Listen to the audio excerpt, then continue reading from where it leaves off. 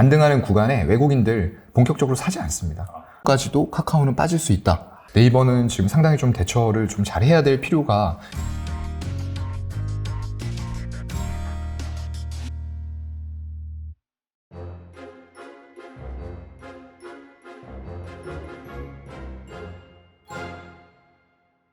그 다음에 또 이 기업 말 안 할 수가 없는데 네.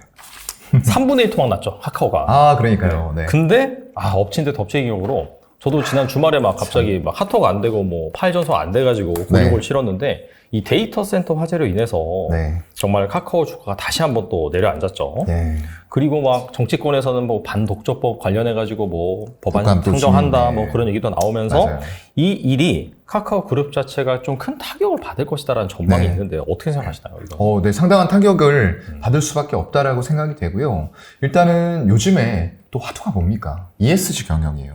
그런 부분에 있어서 이번 쪼개기 상장 이런 부분에서 이제 우스갯소리로 인터넷 돌아다니는 거 보면 서버는 왜 안 쪼개놨냐 이런 얘기도 많이 돌아다니더라고요. 그래서 그거 하나 마비됐을 때 니네가 번 돈이 얼만데 이런 것들 이게 지금 플랫폼의 힘이 좀 부정당하고 있는 거예요. 사실상 이 카카오톡 사태가 일어나면서 많은 분들이 지금 텔레그램에 사용자들이 막 뜨더라고요. 없던 사용자들. 맞아요. 그러니까 이번 걸 계기로 해서 내가 카톡에 의해 너무 의존을 하고 있었구나 라는 거를 본인 스스로들이 자각을 하신 거예요. 그래서 이게 안 돼 버리니까 너무 불편했던 거죠. 그만큼 우리의 삶이 카카오라는 플랫폼에 의해서 지배를 당하고 있었던 거예요. 근데 사실상 이게 플랫폼의 힘입니다, 여러분.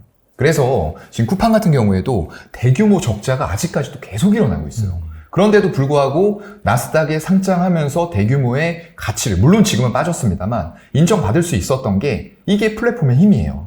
많은 사람들을 플랫폼 안에다가 가둬놓고 거기에서 반복적인 소비가 일어나게 할 수 있는 그런 부분이 플랫폼의 힘으로 저는 생각을 하고요. 그래서 카카오도 처음에 이제 김범수 이장이 해외에서 나갔다가 그런 SNS라던가 이런 메신저에 좀 꽂혔을 거예요. 그러면서 이 카카오톡이라는 걸 만들어 와서 이걸 이 정도 사업까지 키우려고 생각했었다라고 하면 제가 볼 땐 천재고요.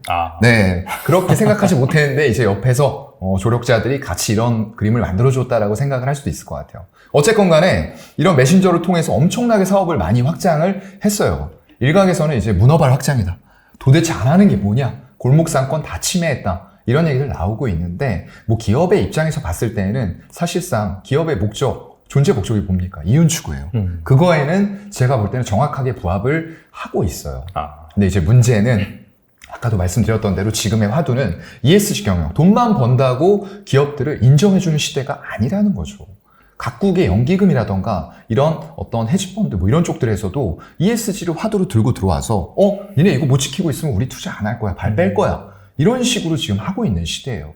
그런데 이렇게 많은 돈들을 벌고 쪼개기 상장으로 회사들을 상장시키고 지분법 이익을 얻고 이러고 있는데 정말로 이 데이터 센터 하나 화재로 온 국민들의 이런 불편함 이런 것들을 초래하는 기업에 과연 외국인과 이런 ESG 경영을 중시하는 투자자들이 투자를 믿고 할 수 있을 것인가. 이거에 대해서는 좀 크게 생각을 카카오 내부에서도 아마 하고 계시겠지만 진짜 이거는 좀 심각하게 생각을 하셔야 될 것 같아요. 더군다나 지금은 카카오 주주분들이 굉장히 고통을 받고 있는 시기예요. 월봉으로 보면 정말 이거 무섭습니다.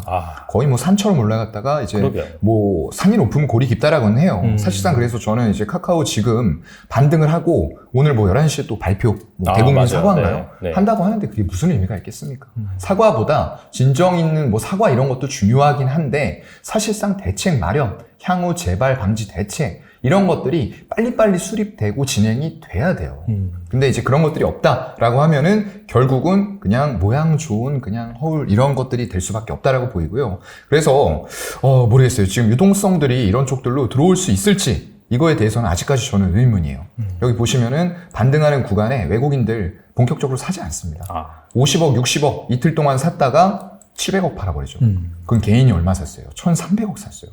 여태껏 보지 못했던 물량을 바닥권이라고 생각하고 산 건데 과연 바닥일까? 라는 생각을 한 번 더 해보게 되는 거죠.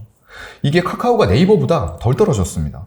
그래서 저는 지금 120 월선을 항상 말씀드리거든요. 4만 원까지도 카카오는 빠질 수 있다라고 말씀을 드리고 있고 이게 지금 네이버 같은 경우에는 더 먼저 빠졌어요. 보시게 되면 이거 120 월선이 깼구나. 깨져버렸어요. 네. 아, 이게 그 최근에 그 네. 미국의 중고 거래 플랫폼 맞아요. 인수한다라고 하면서 확 빠져가지고. 네네. 아. 그래서 이렇게 정말 이거 깨지면 안 되는 자리 마찬가지예요. 네. 그래서 지금 10월에 오히려 지수는 전기전자 중심으로 해서 반등을 하고 있는데 네이버는 아직까지 반등다운 반등이 못 나오고 오히려 장기 이평선, 절대 깨지면 안 되는 자리, 이런 자리들이 지금 깨지고 있다. 이건 굉장히 성장주에 대한 외국인들의 관심도가 지금은 당장은 떨어져 있구나. 네이버 마찬가지입니다. 외국인 안 사요. 안 사잖아요. 대신에 기관들이 조금 사고 있기는 한데 글쎄요, 이건 조금 더 지켜볼 필요는 있고요. 지금 수급만 놓고 보면은 일단 외국인들은 네이버, 카카오 다 팔고 있습니다, 여러분들. 이거 사고 있다고 생각하시면 안 되고요. 그리고 카카오는 더 떨어질 자리가 있고 네이버는 지금 이미 떨어져서 반등해야 될 자리 못 지키고 빠지고 있어요.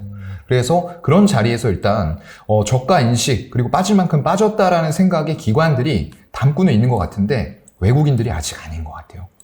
지금 보면은 아직도 지분율이 네이버가 50%에 달해요. 되게 높네요. 네. 그러면 아직도 반대로 말하면 팔 게 많이 남아있다라는 무서운 이제 그런 것들이 되겠죠.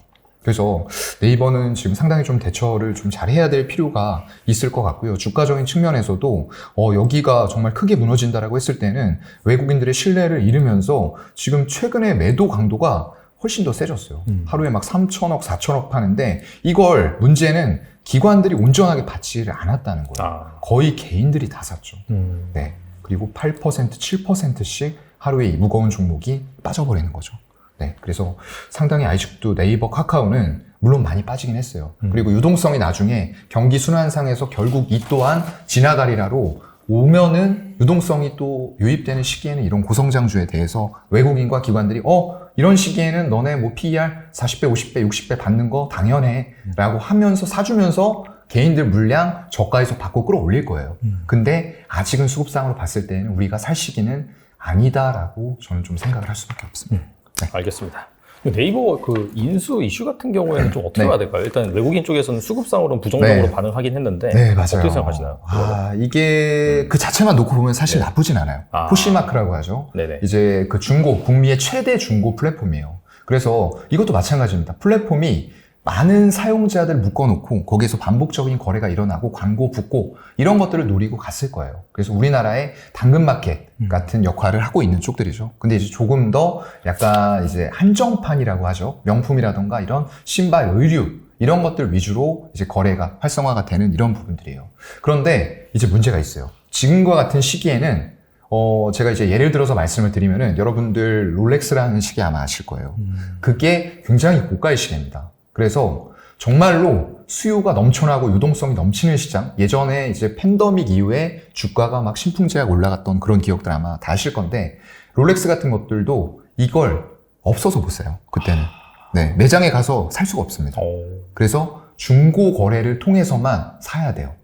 그래서 올라오는 거 보고 딱 가격을 물어보면 이제 보통 그 가격대에서 아반떼 같은 중고차 한 대 가격을 더 엎어서 판매를 합니다. 엎어서요? 예. 그러니까 굉장히 고가죠. 네. 그리고 아무나 가질 수 없다라는 인식을 약간 좀 심어준 거예요. 근데 그게 지금도 통하느냐? 안 통해요.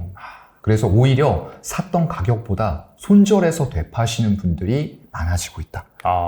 네. 그런 것들을 생각해 봤을 때는 지금은 시기는 적절치 않아요. 근데 이런 것들을 고려해 봤을 때 아마 네이버는 향후에 또 유동성이 유입이 된다라고 했을 때는 이 플랫폼, 포시마크의 가치가 높아질 것이다 라고 생각을 하고 아마 매입 결정을 내렸을 거예요. 거긴 전문가들이 아마 많이 붙어 있으실 테니까 그런 결정을 내렸을 텐데 시장에서 받아들이기는 꼭 지금과 같은 시기에 뭐 니네 물론 돈 많은 거 알아. 근데 지금과 같은 시기에 이런 결정을 내렸어야 됐니? 라고 약간 생각을 하는 것 같아요. 그래서 향후 조금 중기 이상으로 봤을 때는 분명히 또 좋은 시장, 좋은 기회가 될 수 있는 M&A 행보였다라고 생각이 저는 개인적으로는 그렇게 합니다만 지금과 같은 시기에 정말로 이런 결정을 꼭 발표를 이렇게 서둘러서 좀 해야만 했나. 물론 이제 디스카운트를 시켜서 자기네들은 샀다라고 생각을 할 거예요. 예, 가치들이 다 떨어지는 시기잖아요, 지금은. 메자닌이나 이런 쪽에서 자금 조달을 하기가 어려운 시기다 보니까 기업의 가치가 거의 최고점 대비해서 반토막씩 똑같이 나 있어요. 그래서 싸게 샀다라고 네이버에서는 생각을 할 수도 있을 것 같다. 하지만 시기는 좀 적절치 않았다라는 게 이제 저의 평가입니다.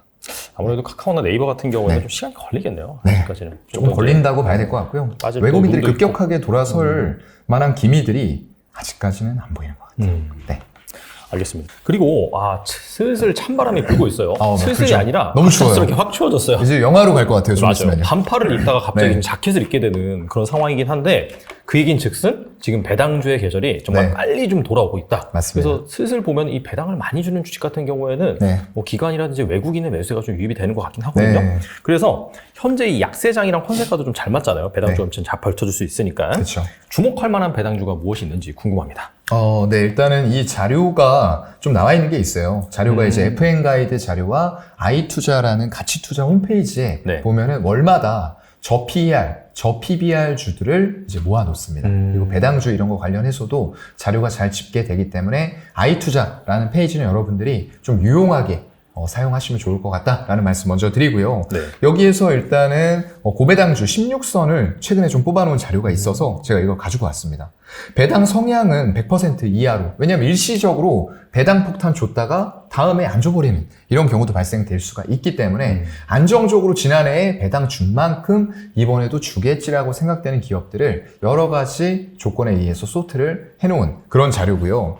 일단 10월 7일 종가 기준으로 작년에 연간 주당 배당금을 올해도 작년과 같이 실시할 가능성이 높은 기업들을 잘 추려놨어요. 그래서 이 배당의 원천은 사실상 실적입니다. 그렇죠. 그래서 실적은 안 좋은데 배당만 주는 회사 이런 것들은 저는 별로 메리트 없다라고 생각을 해요. 물론 이제 실적이 좋은 기업들이 주가가 이런 시장 상황에 의해서 빠지면은 배당 수익률 올라갑니다.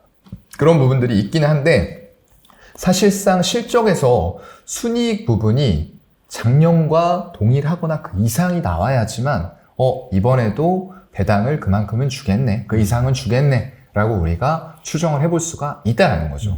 그래서 그런 기업들로 봤을 때는 일단은 지금 첫 번째로 올라와 있는 기업 배당 수익률이 작년 이제 배당을 준 만큼으로 해서 10월 7일 종가 기준으로 이건 계산을 한 겁니다. 그래서 실제 배당이 어떻게 이루어질지는 조금의 차이는 있을 수 있다라는 것들 감안해서 들으셔야 되고요. 효성 TNC가 올라왔어요. 배당 수익률이 18%. 네. 이건 뭐 여러분들 아시다시피 팬데믹 때 엄청난 호황, 홈트레이닝 이런 것들 되면서 이제 집에서도 그냥 안 하죠, 운동. 요가복 다 갇혀 있고 그렇죠. 이렇게 하다 보니까 요가복들이 엄청나게 많이 팔렸어요. 저희 와이프도 집에 보니까 많이 사놨더라고요. 네, 그런 부분들 때문에 이 스판덱스 엄청나게 호황을 누렸습니다. 근데 이제는 리오프닝 시대, 야외 활동 시대 이런 것들이 열리다 보니까 급격하게 실적이 떨어지고 우리가 정말로 무서워하는 단어 피크아웃 이게 여기에서도 일어났던 거죠. 네. 그래서 주가는 뭐 여러분들 아시다시피 참 저도 안 치고 싶은데 네, 이런 식으로 96만 원까지 갔던 주가가 거의 뭐 한 3분의 1토막도 넘게 정말 빠졌죠. 많이 빠졌네요. 네. 그래서 여러분들 이런 거 조심하셔야 돼요. 정말 굴뚝주 같지만 아무리 굴뚝주 같은 것들도 결국 경기 사이클 상에서 돌고 돌아요. 정말 잘 갈 것 같지만 네이버, 카카오 결국 경기 사이클 상에서 급격하게 떨어지는 시기가 분명히 나타납니다. 네. 영원히 좋은 것도 없고 영원히 나쁜 것도 없어요. 그래서 우리는 이런 큰 산업의 크기, 업황 이런 것들을 계속 마인드 매핑을 여러분들이 하시고 검색어 찾으시고 하면서 과연 우리가 이 다음 시대, 이 지금의 미국의 금리 인상 기조가 끝난 시대에는 또 어떤 산업들이 새롭게 도래해서 예전에는 주가 흐름이 없었던 기업인데 큰 주가 상승을 만들 수 있을까? 이런 것들을 정말로 꿈에서도 생각을 하셔야 될 것 같아요. 꿈꾸면서도 이런 것들 위주로 꿈을 꿀 수 있도록 여러분들이 뭐 마음대로 되는 건 아니지만 그런 쪽으로 좀 생각을 많이 해보시면 좋을 것 같고요. 네. 그래서 올해 주가 등락률이 10월 7일 기준으로 봤을 때 47% 빠졌습니다. 그만큼 배당 수익률은 올라갔는데 이건 이제 문제가 과연 이 실적에 깨졌던 부분들이 회복을 할 수 있을 것이냐라는 부분들에 있어서는 제가 볼 때는 크게 메리트가 없을 것 같아요. 예. 왜냐하면 결국에는 이 주가가 빠지면은 자본 손실이 일어납니다. 그래서 배당만 받고 주가 계속 빠지는 건 의미가 없어요, 여러분들. 그래서 마찬가지입니다. 성장하는 종목 중에서 배당도 같이 주는 종목, 배당 투자를 하고 싶으신 분들이라고 하면은 그런 기업들을 찾아서 하시는 게 좋을 것 같다라는 말씀을 좀 첨언을 해드리고요. 네. 그 밑으로는 한국금융지주. 한 12.6%가 지금 예상이 되는데 네. 이것도 올해 40% 정도 주가가 빠졌습니다. 그런데 이제 순이익으로 봤을 때는 올해가 작년보다 한 1,000억 정도 늘어날 것으로 보이는데 이게 이제 문제는 금리 인상 기조에서 금리가 만약에 바로 내리진 않을 거예요. 근데 이제 내리는 그런 사이클들이 왔을 때 이것도 마찬가지로 실적이 조금 꺾일 수 있는 이런 부분들은 좀 고민을 해봐야 될 것 같고요. 그 밑으로 BNK 금융지주. 아무래도 금융주가 많습니다. 이것도 한 1,000억 정도의 지금 순이익 증대가 있을 것으로 보이고요. 9% 정도의 배당 수익률이 예상이 됩니다. 거기다 그 밑으로는 리드코프, 동아타이어 이런 쪽들이 있는데 마찬가지로 리드코프도 이제 좀 약간 그 대부업체라고 하나요? 이런 저축은행 그런 쪽들과 관련이 되면서 금리 인상기에 수익 그런 쪽들을 순이자 마진으로 더 많이 얻을 수 있는 그런 효과가 난다라는 것 때문에 보통 이제 상위권에 보면은 금융주들이 많이 포진해 있어요. JB금융지주 8.3%, 우리금융지주 7.9%, 기업은행 7.8% 이렇게 포진이 돼 있기 때문에 여러분들이 지금 상황에서 금리가 아직도 더 올릴 캐파가 우리 한국도 남아있다라고 생각이 되시는 분들은 일단 은행주 위주로 배당주를 좀 찾아보시는 게 조금은 더 안정적인 선택이 될 것 같습니다. 알겠습니다.